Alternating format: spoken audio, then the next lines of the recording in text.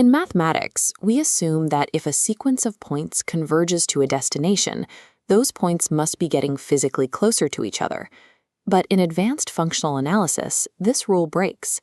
It is entirely possible for a sequence to converge perfectly to a limit without its individual points ever closing the physical distance between them. This diagram shows what we call strong convergence. This is the traditional baseline you learn in calculus.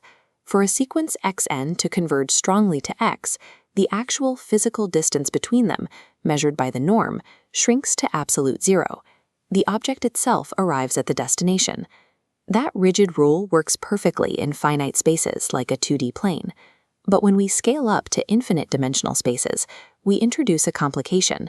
There is simply too much room. Strict distance-based convergence becomes too rigid to handle complex systems, where points wander endlessly but still exhibit a distinct mathematical alignment. Here we see a light source representing a linear functional. Instead of trying to measure the chaotic, infinite-dimensional space directly, a functional acts as a measuring instrument.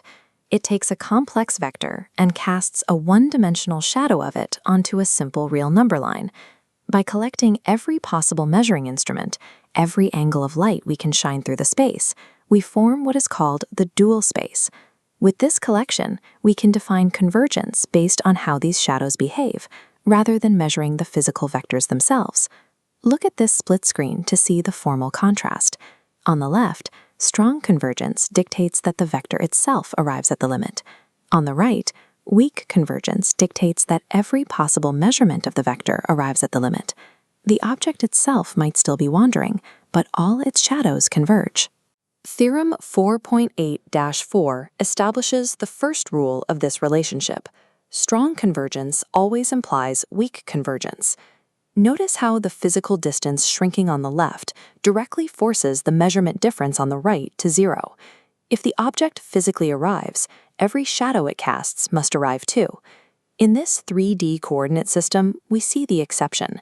In finite dimensional spaces, weak convergence forces strong convergence. Because there are only 3 directions, a sequence cannot hide. If it converges from all 3 angles of measurement, it is boxed in and physically forced to the center. This means the true, counterintuitive nature of weak convergence only emerges when a space has infinite dimensions. That is the only environment where vectors have enough room to escape being boxed in. To prove exactly how a sequence can converge weakly to zero without ever shrinking in length, we turn to the mathematician David Hilbert. His formalization of infinite dimensional spaces provides the exact geometry needed to observe this paradox. This animation shows an infinite sequence of orthonormal basis vectors. Each vector has a length of 1, and each is perfectly perpendicular to all the others. Because of the Pythagorean theorem, the distance between any 2 distinct vectors is always the square root of 2. They never physically shrink toward each other, meaning strong convergence is impossible. But remember, we don't test for weak convergence by measuring physical length. We test it by measuring these sequence vectors against a fixed target vector, which we'll call z, using the inner product. Watch the projection shadow as the sequence progresses.